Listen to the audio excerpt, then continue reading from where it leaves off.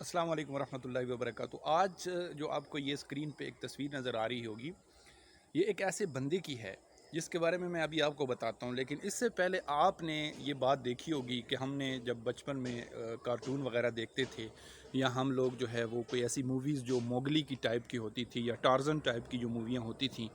تو ہم لوگ یہی سمجھتے ہیں کہ شاید یہ صرف جو ہے نا فکشن ہے، ڈرامہ ہے، یا ایک کارٹون کا ایک سیریز ہے جو کہ ہمیں اپنے بچپن وغیرہ میں یا لڑکپن میں نظر آتی ہے کہ ایک بچہ ہوتا ہے اور وہ جو ہے جنگلوں میں جانوروں کے ساتھ رہتا ہے۔ لیکن یہی کہانی حقیقت میں جو ہے موجود تھی، موجود ہے، موجود رہی تاریخ کے اندر، اور جس شخص کی میں نے آپ کو ابھی تصویر دکھائی ہے، دوبارہ بھی آپ کو نظر آ رہی ہوگی،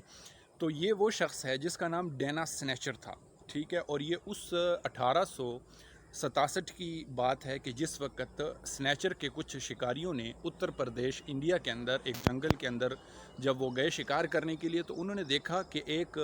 بھیڑیوں کا جھنڈ ہے اور ان کے ساتھ ایک 6 سال کا بچہ بھی پھر رہا ہے، لیکن اس کا جو انداز ہے چلنے کا وہ بھیڑیوں کی طرح ہے، اور انہوں نے کسی نہ کسی، ان شکاریوں نے کسی نہ کسی طریقے کے ساتھ انہوں نے ان بھیڑیوں کو بھگایا اور اس بچے کو پکڑ لیا۔ وہ اس کو سکندریہ، جس کو موجودہ دور آگرہ ہے، وہاں پر وہ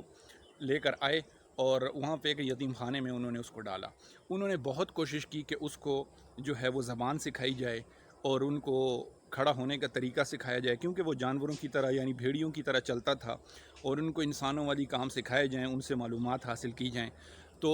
انہوں نے بہت کوشش کی، تقریباً 28 سال تک وہ یہ کوشش کرتے رہے کہ ہم اس کو اپنی زبان سکھا سکیں، اس کو انسانوں والی چیزیں سکھا سکیں، لیکن وہ لوگ کافی حد تک کامیاب بھی ہوئے، لیکن بہت حد تک ناکام اس طرح ہوئے کہ ان کو وہ زبان نہ سکھا سکے، اور وہ شخص جو ہے اس نے کپڑے پہننا سیکھ لیے، کچھ نہ کچھ انسانوں کی طرح چلنا سیکھ لیا، لیکن جو اس کا انداز تھا وہ تقریباً جانوروں والا تھا، یعنی وہ پورا کھڑا نہیں ہو سکتا تھا، وہ آدھا کھڑا ہوتا تھا اور آدھا بیٹھا ہوتا تھا، چلنے میں وہ چاروں یعنی اپنے ہاتھ اور پاؤں دونوں استعمال کرتا تھا۔ تو